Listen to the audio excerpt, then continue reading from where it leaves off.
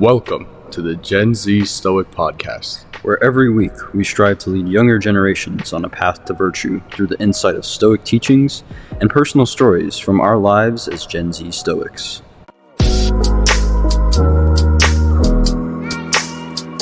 Well, I think it is to be said that the first thing that we obviously start with is just the atmosphere around the election.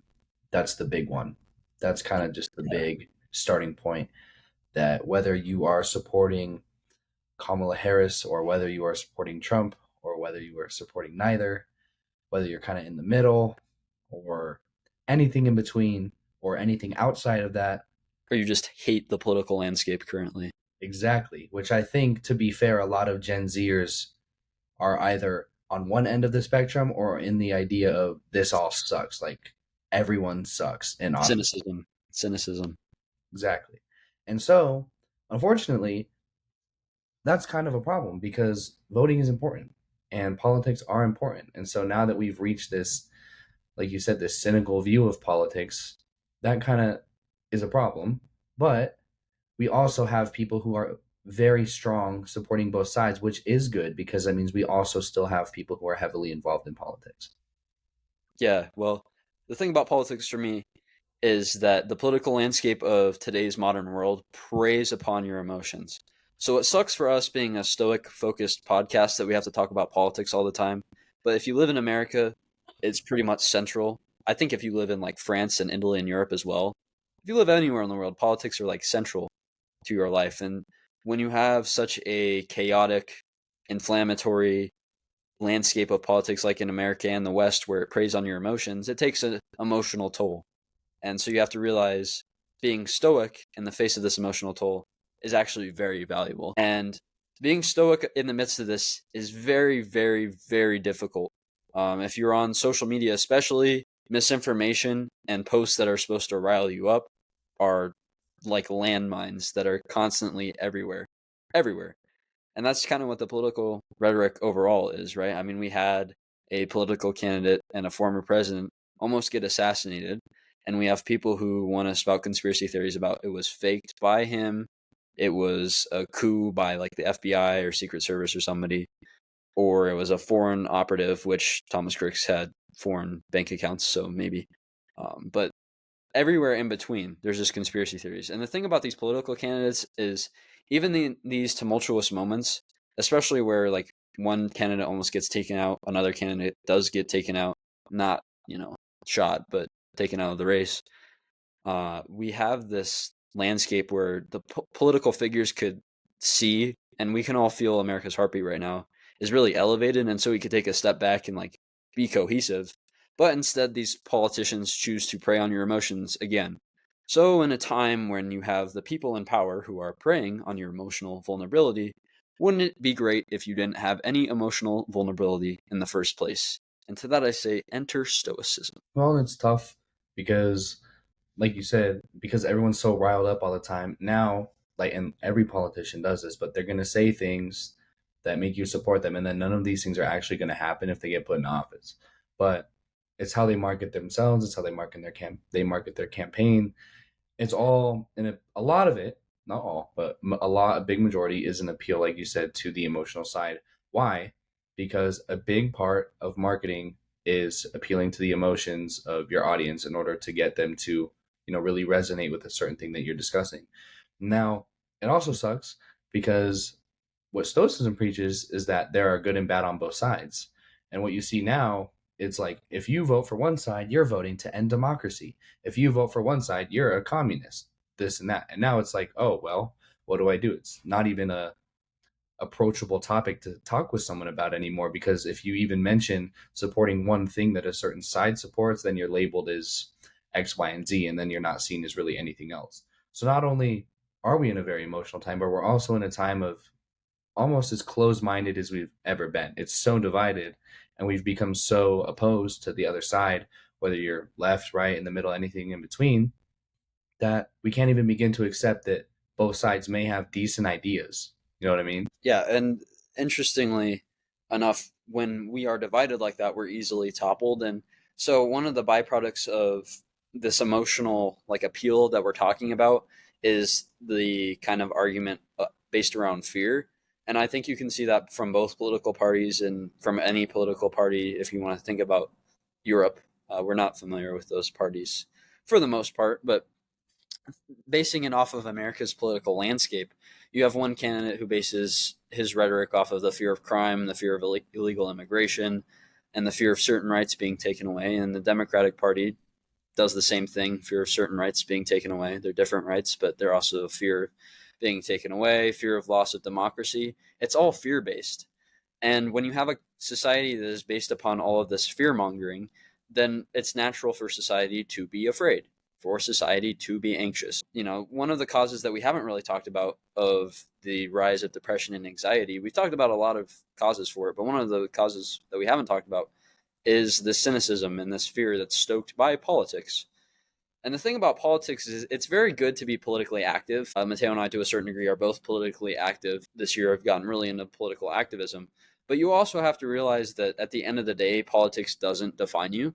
Now, identity politics, you mentioned how Stoicism likes to label things as good, or doesn't like to label things as good and bad, but the difference between good and bad and all of that is the labels that we've thrown, where a lot of Democrats believe that Republicans are just simply bad people, and Republicans think that Democrats are woke, idiotic people, also bad people, right? But the truth of the matter is that unless your politics and your political identity revolve around the harming of a certain group, then you aren't a bad person. If you believe in the priority of a set of certain rights over the set of another certain rights, you're not a bad person for that. If you believe in one set of economic policies over another, you're not a bad person for that. But again, the media and politicians and the whole political landscape might lead you to believe and want you to believe that the other side is bad. So you have to ask yourself, why stoke this division? Because there certainly has to be an agenda behind it, right? There is an agenda behind everything in this country, everything in the world. And I can't really comment 100% what that agenda is, but I can say to 100% resist this agenda, do not give into the identity politics. And that means not giving into the fear and not giving into the labels. And the easiest way conceivable to me is by subscribing to Stoicism. Stoicism, for me, as somebody who is very politically involved, I also don't care at the end of the day. Simply put, there are many, many other things that are more important to worry about than politics. Many other things. So, control politics as much as you can with your vote and your voice. But outside of that, don't demonize the other side and give into fear and give into these arguments and get into debates online and all of this stuff, because it's a waste of time. Because what do we say as Stoics, right? What can we control and what can't we control? Ultimately, we have very, very little influence over politics. We could talk about how politicians are bought and paid for, so our vote maybe doesn't even matter because they care more about the input of lobbyists and donors than they do the average American citizen or average citizen. We could talk about how even when you're thinking about votes in this country, the Electoral College renders some votes meaningless. All of these factors go into the equation of, while I have my vote and my voice, at the end of the day, that's very little influence over the entire political landscape. So why fret over it? Why be anxious over it? Why be depressed over it? Why be angry over it? Those are the emotions that these politicians are espousing in people. And again, the resistance to that is Stoicism, because Stoicism, they were the calmest people in the room. That's why Stoicism became popular in Rome, right? They came into the Senate, they were calm, they were cool, they were collected, and they argued for political standpoints. They argued against taxes. That's how Stoicism started. So Stoicism started out of political activism, but it wasn't angry, in your face, protesting, waving flags, spray painting things, political activism. It was no, cool, calm, collected, let's debate. That's really antithetical to what the current political landscape is. So there needs to be a solution. It seems like everybody says this, but then does the exact opposite of providing a solution. But the solution is to be cool, calm, collected. Stoicism's one path forward to that, and it's a very simple path. Well, and it's tough, and I like the comment, I guess, on the first point that you made that stands out to me, and it was just the kind of the last point you were making about, spray painting stuff and vandalizing stuff and causing destruction. There is nothing about that on either side of a political spectrum that's appealing. So if your whole goal is to spread your message and you feel like the only way that you can do that is to be societally disruptive, that's a terrible idea. We get it, but that's not appealing. That doesn't make anyone want to work with you and to speak with you more. As a matter of fact, it has the opposite effect. We've seen it with protests since especially the COVID era that's become increasingly more popular, it doesn't really make people want to talk to you more, because it makes people kind of walk away and be like, yeah, stay away from that person. They're a little bit crazy. Whether it's, I guess, the Black Lives Matter protests that got out of hand, the raiding of the Capitol, or anything like that. All of these make you just not want to talk to the other side and make you not want to compromise. So the first things first, like you said, Stoicism combats this whole identity politics concept because it allows you to remain calm. And one, your beliefs don't define who you are. They definitely define the choices that you make, but one set of like political beliefs is not going to define who you are as a person. And I remember specifically during the COVID era when it was so rough, because people were like, yeah, I ended a bunch of friendships because this person was politically different than I was. Well, that's stupid. That's a pretty stupid, basis of a friendship. And now we kind of see that more than ever. It's, oh, this person doesn't agree with me on one thing. They must be a fascist. I don't know, whatever the label is that we're labeling people as, right? And so as we kind of get closer to this election season, and as the heartbeat of America rapidly increases with, like you said, the attempted assassination, and now one of our candidates is dropping out, we're seeing more and more on the media that it's really choose one way or die. Basically, it's like there is only one way to save America. If you vote the other side, the death of America is sure to happen. So that's not true. First of all, we're fine. Like, we are okay. We're doing pretty good. But it's just the fear mongering that we really can't be giving into. It sucks. And the media doesn't help with that. I did this project my first year of college that was kind of about the media uses sensationalism simply to just promote headlines and content and whatnot and get it out there and get the views. So we have to be pretty realistic when we're looking at the media here. And Stoicism is a great way to do that. It's a great way to see things like from an unbiased point of view and be like, pick out bits and pieces to be like, yeah, that's garbage. That's probably not true. This is good. This is good. And so even if you're not politically active, it's still important to take these values into whatever, I guess, issue or topic that you hold a strong interest in. I guess the reason that we talk about politics a lot is because it's mostly what's talked about in this country, and it's had a really big, I guess, uprise since COVID, especially. I don't ever remember politics being this prominent of a social issue until like after COVID when everything happened. But because it's a big issue now, it's very easy to make analogies to it. So that's kind of, I guess, why we're talking about it now, and especially as the election season is upcoming. But we would definitely encourage you, if you are voting in this election, don't be voting based purely off of emotion. That's a terrible idea. Don't be voting for someone simply because you're afraid to vote for the other side. Those aren't good causes. It's very important to be truly informed on what you're voting for and the legitimate consequences that it's going to, yield in the near future or even in the long-term future, depending on what laws and bills are signed and whatnot. But when it comes to media, also don't be stupid about it, right? We know that 90% of media is controlled by 6 corporations, right? These corporations are headed by families. When you have such a consolidation of power, because media is power in this country and in really the world, because it influences truly how we view things, don't be stupid. Don't believe everything you see, and don't give in to the emotions that they are clearly trying to provoke. Because again, there's that underlying agenda that we've mentioned a few times on this podcast. There's an underlying agenda to the world order that is seen, especially through media. Look at what we're popularizing. Look at what we're demonizing. There's a quote that I saw today. It's a Christian-based quote. I don't remember exactly who said it, but it said that tolerance, the evil preaches tolerance until it becomes the norm, and then once it becomes the norm, good is extinguished, right? And that's what the agenda is about.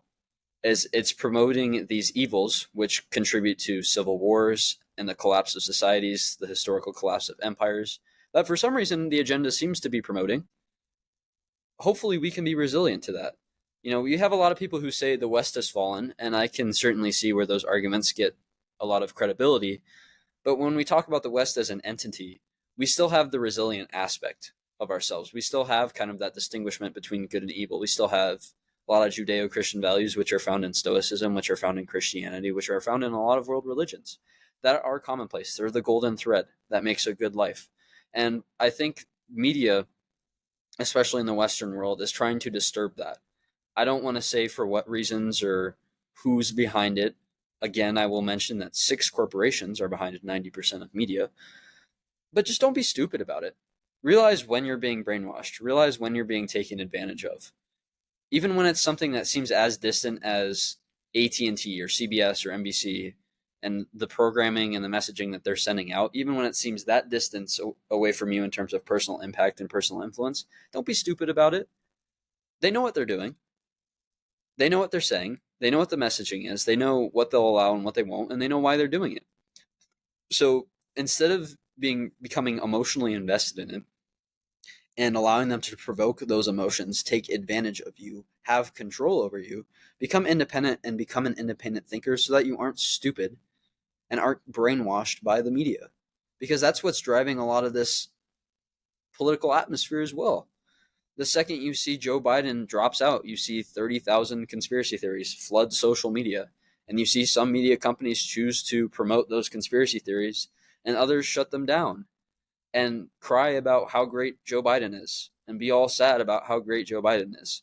I'm not going to sit here and argue whether Joe Biden was great or not, but there's no reason to be crying over a politician who honestly doesn't care about you, hasn't given you a second thought. There's no reason for that other than to evoke emotions. Because we all know, as Stoicism preaches, emotions are the weakness of human beings. When you are a slave to your emotions, you're a slave to whoever can control your emotions. And the media is currently who is controlling a lot of America's emotions. So we are slaves to the media. So break the chains of that. Don't be stupid and don't be brainwashed. Simple enough. And I would like to add, there is a level of emotion, like there's a certain degree of emotion that is exaggerated in passion. And so that's not saying, don't be emotional in anything you do. Obviously, if you're passionate about it, about something, you're going to have somewhat of emotion, in that field, whatever it is, in that idea. That's fine. But the bigger picture is you can't let that be the sole dictator of why you choose to do something and why, you support something or whatnot. That's the bigger picture here. Obviously, we're going to feel emotions. It's natural. But if the whole reason you're voting for Trump is because you're terrified that some Democrat is going to walk up to you and like take all your guns away and revoke your right to do everything, do not like think, like use your brain. Okay. Like you're being emotional and you're being stupid. I cannot reiterate that enough. Don't be stupid. That's a great message of today, is use your brain. Now, the whole thing with the media too is, like you said, some choose to cover it, some choose to not. Whether you're seeing conspiracy theory, a flooded conspiracy theory page, like For You page on your Instagram, or whether your Instagram page is like the complete opposite, it's like everything that the system believes and you're 100% for that, that's fine.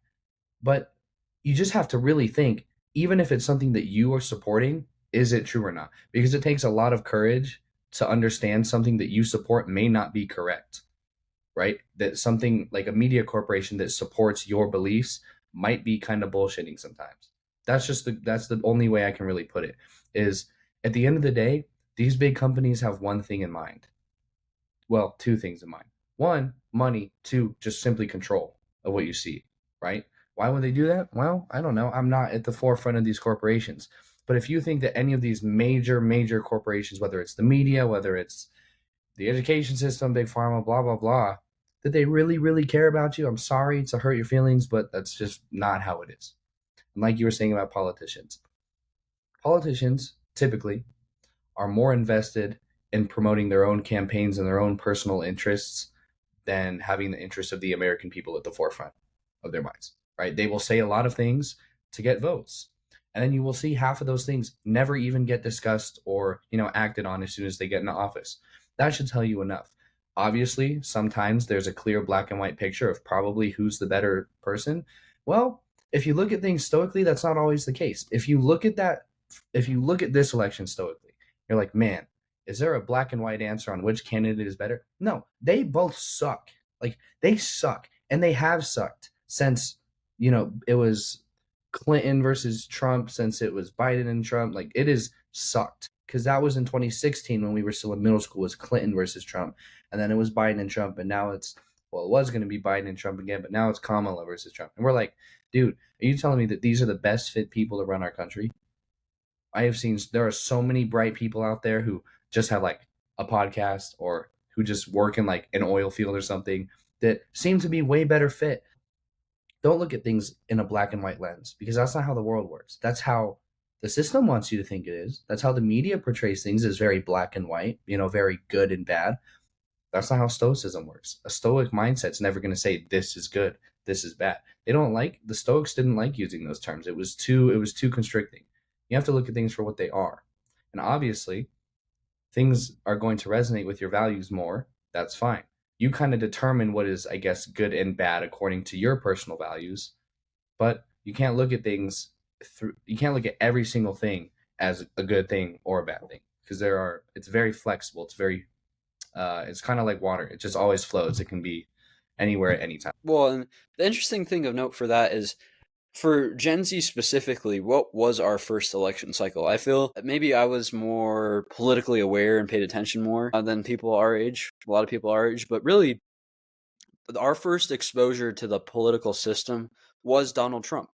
That was our first exposure to the political system. And say what you want about Donald Trump, I think we all mostly can agree that he has a sort of chaotic energy about him. And we talk about media sensationalism. Donald Trump is also an entertainer and a sensationalist himself. And so for Gen Z specifically, when all we have known is not necessarily politicians who kept it buttoned up, kept the gloves on so we could believe that they were good people and they had our best interest in heart, Donald Trump kind of took the gloves off for everybody. And so now we have this kind of system that is a bit exposed for the corruption that underlies it. And that's a bit concerning. And, I think if we paid attention, we maybe aren't concerned, right? We have George Bush lying about the weapons of destruction in Iraq, and us going into Iraq and subsequently wasting trillions of dollars in the Middle East and wasting tens of thousands of troops' lives. So politicians, even before Trump, haven't been great and have been corrupt. Trump kind of took the gloves off. And so for us, when that's our first exposure as a generation of the political system, it's natural for us to turn to cynicism. And for some of us, that cynicism takes the form of being a conservative and saying the government sucks, we need a small government. Trump is an outsider and he tells the truth. Or it takes the form of cynicism where there are people who are liberal who absolutely hate and despise Donald Trump. They hate his guts. And that's what we've seen. Is kind of that polarization. And it's by one central figure in America, which is interesting to note. So whatever you think of Donald Trump, I think we can agree that there is sort of that chaotic energy there that has kind of taken the gloves off for the political system. And so when we look at like the falls of empires historically, I mean, specifically like the Roman Empire, what was one characteristic of that? Was increasing divide.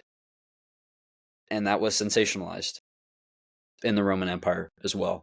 And now we have media and much more powerful tools than were available in the Roman Empire who are doing that work for us. They're doing that divide for us. So it's time to like take a step back from that. And our politicians, if they cared about us, would realize that and do that. But instead, they're leaning further into those tools to propagate these messages of, disdain, divide, and this emotional appeal rhetoric. And you're right in the fact that emotions aren't necessarily all bad, but emotional vulnerability, no matter where it is a weakness. We're lying to ourselves if we're saying, oh, having a little bit of emotional vulnerability is useful. It is not. A lot of society wants you to believe that, but that's just so they can control you, right? Why would the people who have the power tell you, hey, if you did this, we don't have power over you? That'd be like the slave owners when there was slavery. That'd be like them handing them the Declaration of Independence and saying, hey, look, all people are equal, but we still own you. No, what did they do? They took away the ability to learn how to read and write from slaves. That's what they did. Similarly, we have messaging nowadays that says, don't do this. Don't do this. Be emotionally vulnerable. Being emotionally weak and emotionally vulnerable as a man is okay. That's what masculinity is about. Why would they say that? Because they know that when you get angry, when you get deeply troubled, when you get depressed, when you're anxious about something, that's when they can take advantage of you. That's when they can most control you and control your actions. So don't give in to that. It's BS. Why would the people in power tell you how to remove the power out of your life? They won't. So you have to take initiative and figure it out for yourself.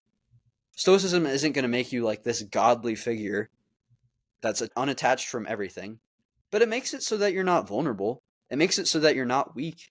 It makes it so that when you see a challenge, you're like, oh, I can't do this. I need somebody to help me. I need a government to help me do this. I can't figure this problem out for myself. No, take a step back, take some initiative, grab life by the wheel, and drive forward. You can do that. That's simply what Stoicism is saying. We have all this reliance on media to tell us what to think. We have an education system that tells us what to think. Every institution that our generation has largely lost faith in tells us how to think. But instead of realizing and losing our faith because of that, we just say, well, it's not doing its job right now. College isn't giving me a good job right now, so that's why it's bad. No, college is bad because it just teaches you how to think. It doesn't teach you life skills. It doesn't teach you resiliency. The education system doesn't teach you any of that. If it had your best interest in mind, it would be teaching a little bit of philosophy starting at age like 6. But those institutions don't do that because they want you to be reliant upon them. That's why all of the famous people that we see own islands.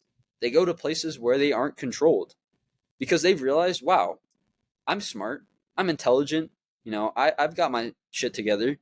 Let me go take initiative and I'm going to make some money and I'm going to go pay off people so I can buy my financial freedom. That's why they all talk about financial freedom, is because the bounds of living and the rules that we live by only apply to us if we can't afford to break them.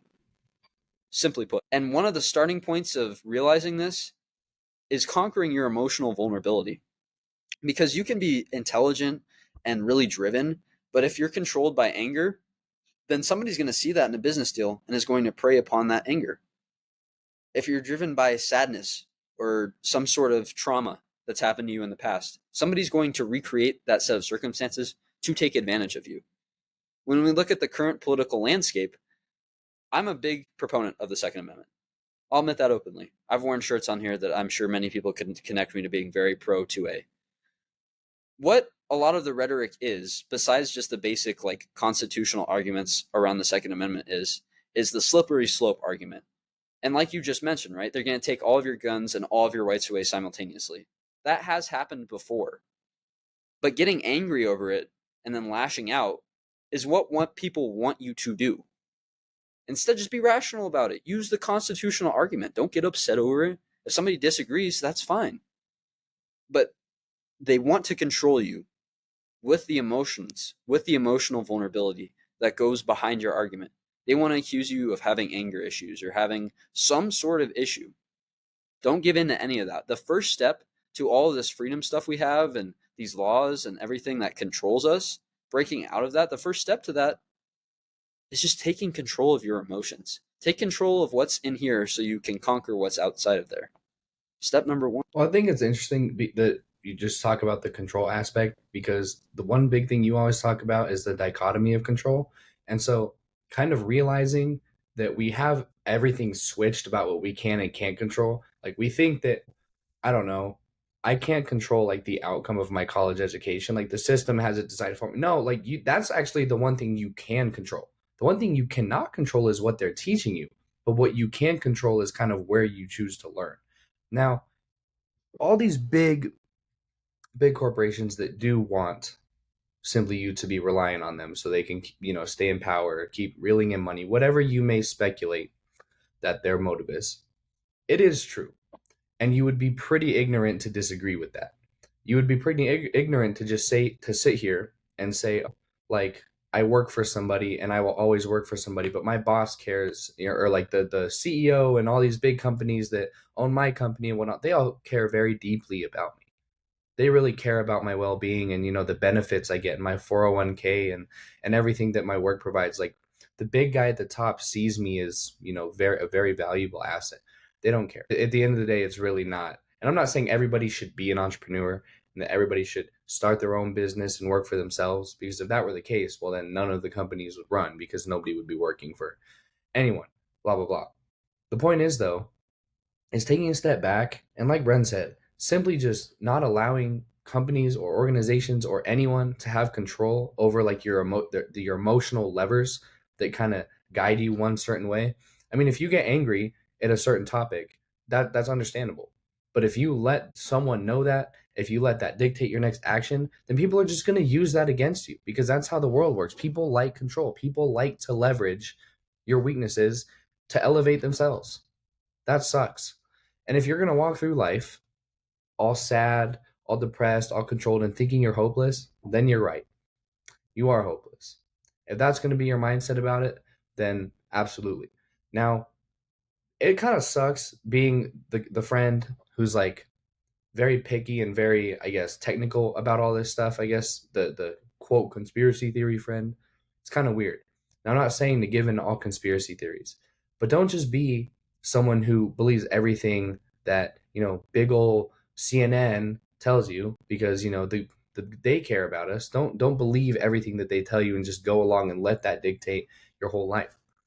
A lot of the city kids that I met in LA, my first year of school, I have never seen it worse. Like I've never seen people so just controlled by one narrative in their whole lives, and it dictates everything. There is no flexibility.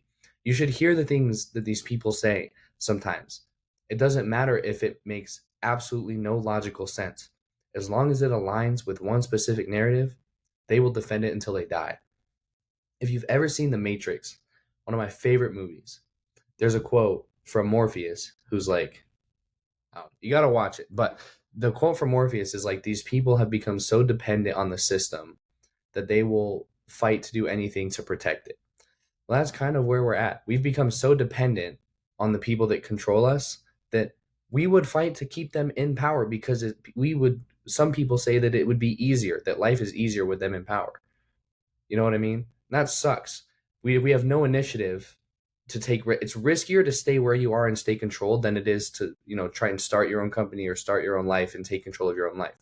It's far riskier to depend on some big corporation to fulfill your life's needs for your entire life, to provide you with enough money, even though we can all clearly see that the negative interest rates in your savings account, your money is depreciating before your eyes.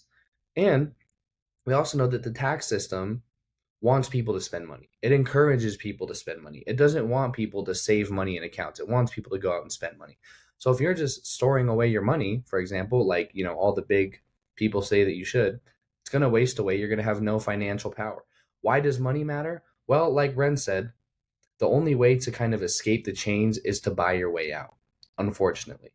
And that's kind of the sad truth, because Stoicism has never been about, money or your wealth. Has never been about that. But we live in a day and age now where if you truly want to just live freely, you have to buy it. You have to have enough money that you can, like you said, the celebrities buying their own island. I'm not saying you have to go to that extent, but you have to have enough money that you can live freely without depending on a big corporation to do things for you. And the thing about that too is Stoicism was founded and flourished in the ancient Greek and ancient Roman society during a time when there wasn't such a concentration of wealth like we see in today's society, where there are billions of dollars and you see like Jeff Bezos and Bill Gates, and there are people who are more wealthy than that who maybe aren't on those lists because they've bought the power to remove themselves from their lists. We talk about the Rothschild family and people like that. Those types of families and that concentration of wealth weren't in existence in ancient Greece and ancient Rome. So you could focus on being indifferent to money because your experience was very democratic and it was more free, I think, than we see in today's society. So you could be indifferent towards money. But when money literally buys you certain freedoms, you can't exactly be indifferent towards it. Of course, you can't be devastated if you aren't vastly rich. You can't be devastated if your finances take a hit because then again, you're at the whim of money, which is just an item. But like you have to give a little bit of credence to it, because if you want to experience that life where you are free and you can say things freely and criticize things freely and not be controlled by certain things that are outside of your control, like governments or things like that, then you have to buy that freedom. And the thing that sucks for us as a society is the people we point to who have done that are not good people. The people who buy islands do devious things on those islands. And everybody who is wealthy in the world flocks to those islands. So the people in power are doing terrible things. So you say, well, if I'm supposed to get my financial freedom and buy an island and break these chains, how am I not going to just be like everybody else? And that's because you establish these core principles now and you're not corrupted. You don't give in to this narrative. You have a lot of celebrities, I think, who give into the narrative that they want to sell. they get to a certain point where, it's closed doors meeting and they say, you need to do X, Y, and Z to establish this narrative, or we're going to take your fame away. So first of all, don't be famous. Don't be famous. Don't be famous. Buy your financial freedom. We are actively trying to like not become famous, but push this message out. Yeah, don't be famous. Because for people who are famous, and maybe we take one for the team eventually, but for people who are famous, right, they are targeted. If you don't give in to the narrative that is being pushed, then you are targeted. You're either a slave to the narrative or you're a target.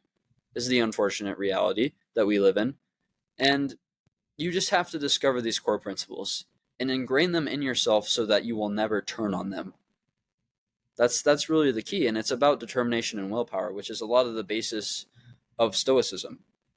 It's just maintaining motivation, determination through whatever circumstances. We see that a lot in people who are like falsely accused of crimes, and famous people who are falsely accused of crimes, where they're faced with the option to stay silent or just be resilient.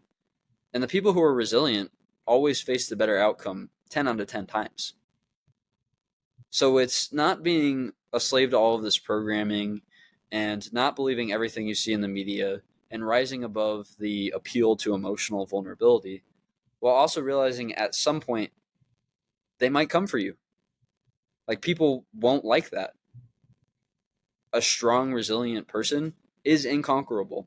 So there are going to be people who up the ante to try and conquer that. It's a phenomenon we've both noticed in our Stoic journey. As we both get more and more non-reactive, the lengths that people go to get a reaction out of you increases. We've both noticed that in our personal lives. We have personal stories of that where we get into an argument with somebody and we both are not people who get bitter in an argument or get nasty in an argument and make personal attacks. At a certain point, if it gets to a point where that's the level that the person we are discussing with wants to go there, just raise your hands. You're like, all right, well, we don't really need to discuss this then. And in reality, that should make the situation better because you're de-escalating. Like, that's in theory, that should be what the case is. In reality, it just makes the other person more angry. So apply that to a societal level. When you have somebody of influence, whether that's financial or social in terms of fame, and they're non-reactive, and they really do try to apply a Stoic mindset, then you just increasingly see people try to get a reaction out of them. Whether that's people at the ground who are their fans, who are their audience, who are the people who are under their influence, or it's people at equal or higher levels who are trying to diminish their influence.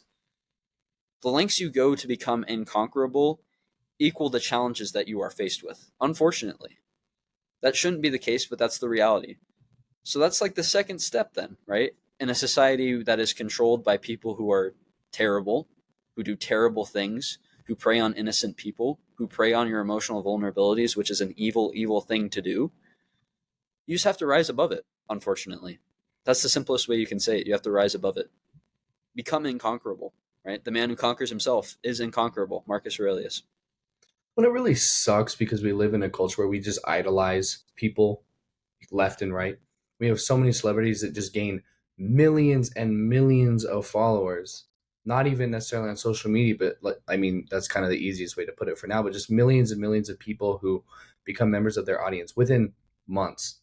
I mean, we can't really comprehend how big of a deal it would be to have 1 million people following us around all the time and like keeping tabs on our lives and whatnot. That's an insane amount of people.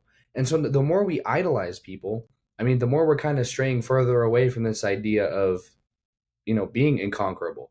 Because the more we idolize people, the more power we give to those people to, I guess, leverage our emotions against us. Because any idol or any like major celebrity who's extremely famous is going to do what they can to leverage your emotions so they can, get more money and more powerful, whatever you want to call it. Right? I mean, look at influencers. They will build a fan base and then they will do whatever it takes to keep that fan base to benefit them. Right? I mean, it happens with music artists. They will do all kinds of crazy things just to get their, audience to like their music, to listen to their music, and to keep following them. What does it do for them ultimately? It just boosts them up. What does it do for us? It's distracting.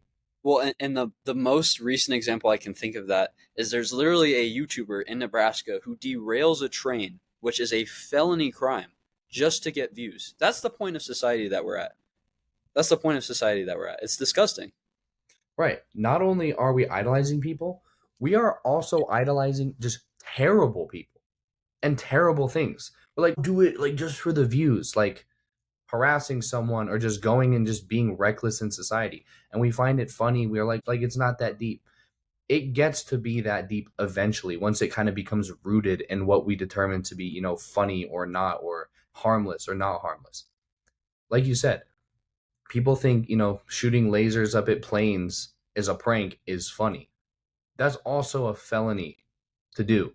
That's horrible because we give people, and I guess, so not even necessarily people, but we also give just videos power, because now videos, the higher, amount of views that they get, you can monetize off of that. So you don't even have to be a famous person. You get one video out there that's absurdly famous and does absurdly well, and you make a decent amount of money off of it. And that's why trends happen, is because now not everybody wants their face to be up there, but they just want, a little piece of that pie.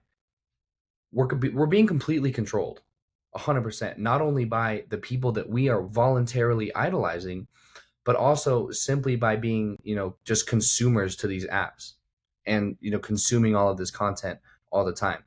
If you took, 1,000 just like average teenagers and stuck them in a room and told them to like pay attention to, I don't know, a 30-45 minute lecture, 99% of those teenagers are unable to do that at this point. We've basically become like the stupidest, most unintelligently freaking.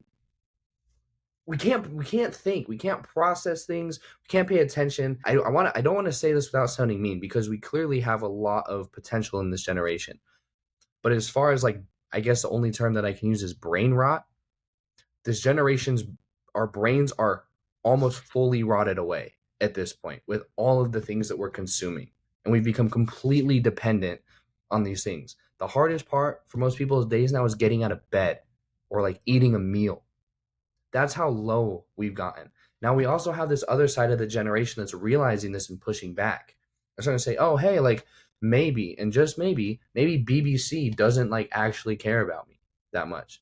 Maybe the bank that like, or the pharmacy that I go to doesn't like actually really care about me that much. They just want to keep, their money rolling in, their power rolling in." We're starting to realize that. And thus we've started to think for ourselves. We started to kind of explore things for ourselves.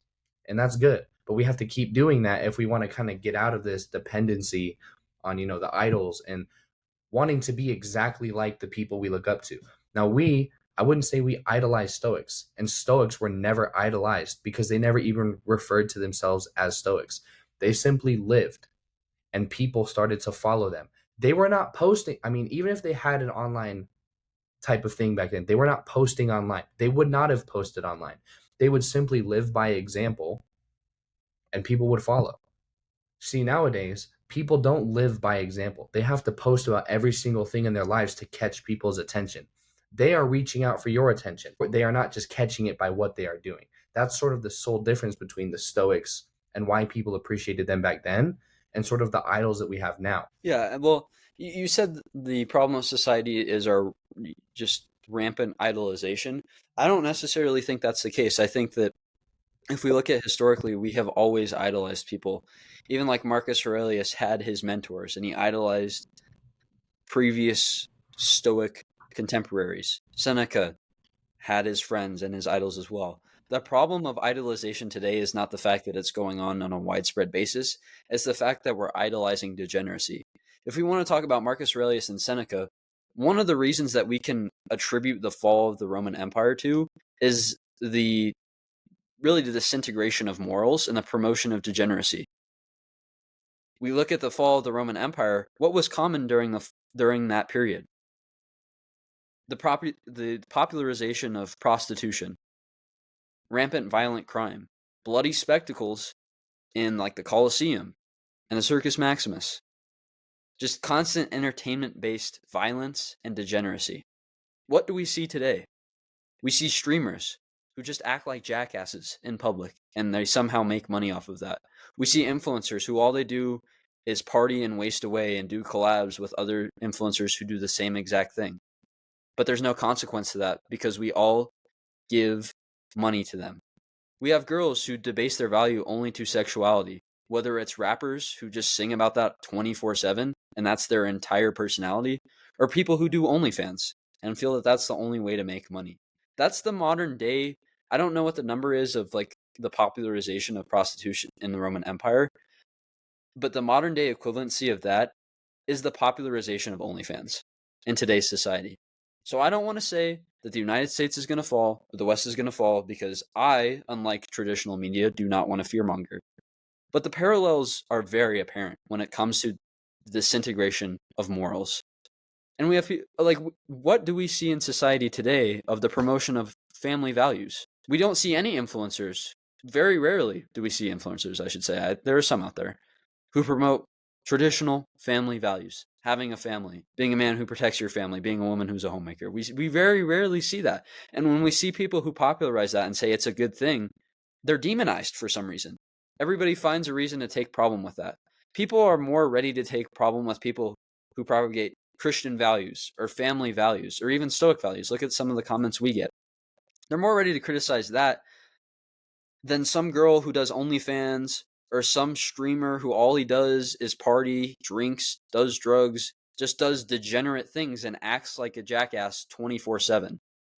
But that's not worth criticizing. We should instead focus on this person who says, wow, look, I have 6 kids, I'm a trad wife, like, this is the life that I love. And we're like, what a stupid idiot. Like, what? Where are we at in society where that has become the case? You're bringing up this upcoming influencer, and if you have any knowledge of like the gym community, his name is Togi. Okay, Shane Stouffer is what he goes by. He is an avid gambling addiction. He does cocaine and he blasts steroids. Parties, talks about women in very interesting ways, I would say, but he is probably on the fastest rise of any influencer in the fitness industry right now, and those are the things he does. Just a real life example for you. Right, and there's like 5 of those, 10 of those, maybe even 20 of those. For every one, like Sam Sulek, who all he does steroids too. So he's not perfect. Nobody's perfect though. But he's not doing cocaine. He's not partying. He's not doing things like that. He's just like a engineering student who's afraid of women and goes to the gym and lifts. That's his criticism. Is the one criticism is he does steroids and maybe he's afraid to talk to women. For every one of those who's by all accounts a good guy, there's 20 down to earth. There's 20 degenerates who are making like the same amount of money and have the same level of popularity and have the same number of people who are idolizing them, if not more. So it's no wonder then that's another emotional vulnerability. Being prey to being a degenerate and being promiscuous is being vulnerable with your emotions. That's what that is. You're vulnerable to your sexual desires, which is based in emotion. Doing drugs, substance abuse, emotional vulnerability, that's where it starts. You initially do have a choice whether to get into those things. And many people fill the emotional voids they have in their life. Instead of fixing them, they fill them with these substances. They fill them with gambling. They fill them with so many things in life. But instead of saying you should get some help, we're like, oh, donate $5. Let's go. Let's see how far gone it can get. And we do this because it's entertaining. And there's a quote that says, feed them bread and give them circus and they will never rebel. And that has been going on since the Roman Colosseum, Gladiator, like you said, the bloody spectacles within the Colosseum, to now where we have football and, sports betting and all of these things. It's the exact same thing, but in modern form. And unfortunately for Rome, they never recovered from it. We, at least in the West, have a chance because there are people like us. There are many people like us, but they don't get the voice, they don't get the platform that are calling this stuff out. So again, it boils down to what can you control and what can't you control. You can't control who gets popular, but what you can control is your voice and where you choose to invest your energy. We talked about this way back in our celebrity episode. The most you can do is choose where to invest your energy and how to use your platform. And so instead of like many people our age who say, wow, this is entertaining, this guy's funny, let me just waste my life away by sitting on a couch and watching this dude stream video games.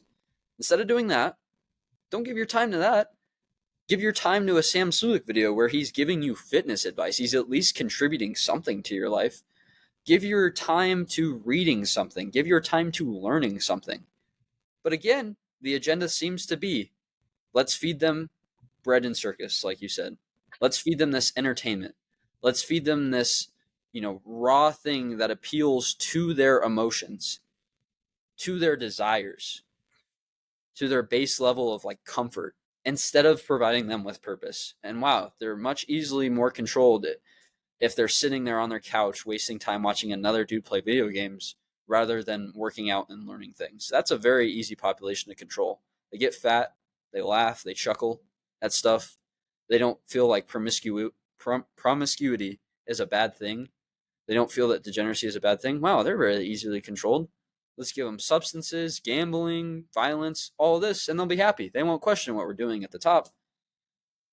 But the man or woman who is uber focused, who is uber disciplined, who is constantly focused on learning, reading, promoting family values, promoting good things, being a morally upstanding person is much harder to control. Because then they will question, when there's somebody at the top who is a terrible person, they will question, well, why are they there? And if we get enough of those voices and it becomes loud enough, then it becomes a movement, it becomes a wave, and it becomes something that can challenge the status quo, which we need to challenge. There's no doubt about that. We won't compromise on that. The concept of OnlyFans needs to be challenged. The concept of women who only get fame because of their attractiveness and broadly just being open about their sexuality and broadcasting it for everybody to see, that needs to be challenged. For men who participate in that and entertain that as well, it needs to be challenged. I will say that. It's not just a one gender versus the other situation. It is both. But they need to be challenged very soon, or we can see a potential decline. We can see a potential fall. I don't want to fearmonger, but if we get to a point where we have no moral ground to stand on, then what is society going to do? And we're getting very close to that point, which is very concerning. Well, and I would say that we've already we've been on our way there for a little bit. We've been declining morally for a little good while. And to your point, as much as you want to criticize OnlyFans and the people that, are using that platform, we also have to equally criticize the people who are emotionally vulnerable enough and weak enough to buy into those things and support people like that. It's a two-way road, right? Because everything is a business, that means everything is going to be in supply, but everything is also going to be in demand, which means we as people have the power to shut those things down by simply not supporting or buying into them. That's the ultimate truth. The only way to stop a giant corporation is to not buy into it. For example, 1907 financial crisis. What happened with the bank runs? The reason that the banks almost went out of power is because everyone almost pulled all their money out of them.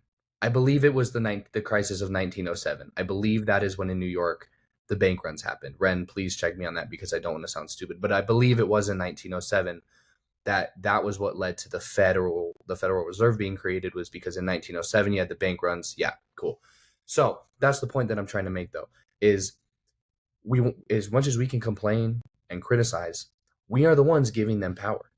So the change, that is the one thing about democracy that does stay true, is the people do have the power. We as a mass population do have the power to make change, but it starts with us. It's not going to start by attacking the top. It's going to start as a whole movement of people stopping supporting one thing, moving on to another, and so on. That's how we change. Now, one point I want to make is, we were talking about bread and circus. One thing about alcohol that I want to touch on is, this is another thing, because obviously alcohol has been popular for a very long time. And there was a point where the U.S., alcohol was banned, okay? And then that eventually got, I think that was the 18th or 19th Amendment. Don't quote me on that. But it eventually got reversed, and now alcohol became legal for 21 and up. Here's the point. Why do you think alcohol is so easily accessible? Why do you think you can just walk into a store, fake ID, and you can just get alcohol? If the government really, really, really, really did not want you to have alcohol, they would make sure you never had alcohol until you were of age. But what does alcohol do? One, it returns you back to your primal state of thinking. You become more, savage, a little bit more wild, unhinged, right? Well, if you were in control of a population and you wanted to keep them distracted, what would you do? You would take away their critical thinking and you would sort of return them to that state of mind. Hot take. It's also horrible for you. There are no benefits of alcohol whatsoever, and you cannot convince me otherwise. You're like, oh, it's fun to get tipsy with my friends. Really, bro? Like, I'm sorry, but come on. Also, society has gotten to a point to where, like you were saying, because degeneracy has become so normalized, you start to criticize the people that are focused. Or another example, our diets have become so unhealthy that people who eat normal food, that gets called a diet. So if you're in control, the best way to stay in control is to make people believe that anyone who does anything sane is crazy. You completely switch the narrative. You make people believe that your system is so correct that anyone who dare oppose it is a conspiracy theorist. I don't know, I guess the definition of woke has kind of changed over time, but they're like, oh, you're so woke. Like you've really had this awakening of what's true. The point is you get criticized, right? You get demonized, you get shut down. And so that's why it's going to be tough to kind of make a comeback, right? As we started going this way, it's going to be really hard to flip the switch and kind of even it out and then eventually start moving back up as society morally. That's where we're regressing. And like I mentioned, and like Ren was saying, we do have the power to make that happen. We do have the power as a community and as a generation to flip that switch. Does it look like we're going in that direction? No, it actually looks like we might be in a lot of trouble, but it is possible. And it really only starts small. That is the only way to start, is in your communities, and then it will grow and then it will expand. But I just think it's very interesting, all the things that are fun, that are temporary, our phones, oh, they're so fun. I mean, that's a big thing. Why would you ever question anything if you were just in here all the time? Why would you ever question anything if you could just go get drunk on the weekends and have fun? Not saying that drinking makes you a bad person, but drinking and alcohol, there is no coincidence that it is so easily accessible, especially for young people, to get their hands on and to be distracted with. That's all I'm saying. Well, I also will want to say that it boils down to control again. And an interesting thing of note is that historically governments have been against substances that aren't alcohol. Like you see marijuana and natural medicines is what I'll term like psychedelics and things like that.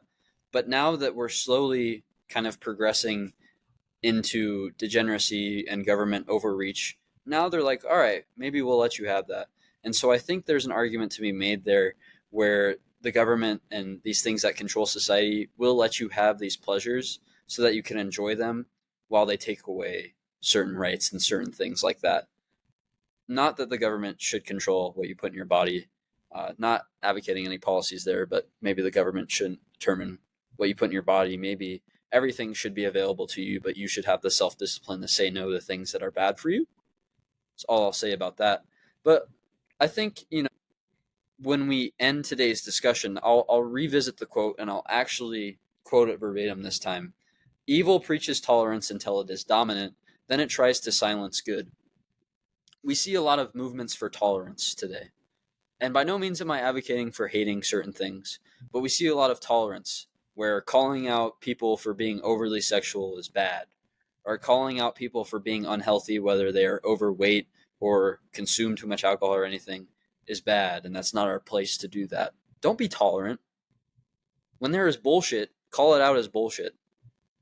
And there's a lot of bullshit in today's society. There's a lot of degeneracy in today's society. So call it for what it is, degeneracy. And don't let them silence you about that. Don't let them silence you for your moral convictions. Just spend time making sure that they're right. That's being stoic in a society that is dominated by degeneracy, that is dominated and ruled over, and the politicians are bad people and the people in control are bad people. None of that matters because it's outside of your control. What matters is what you can control. And you can control whether you are tolerant or whether you call it out. You can control whether you are resilient or just give in to everything. So choose to be resilient.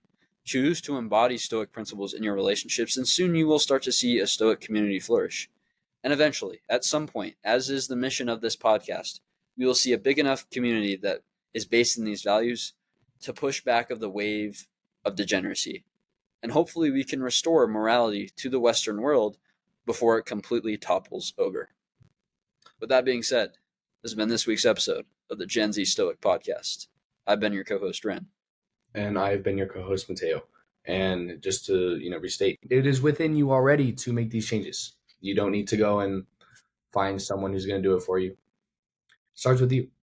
And it may take a lot of courage to go against everything you've been taught and everything you've ever known. But nothing worth having is going to, come easy. So with that being said, thank you for tuning in this week, and we will see you all next time.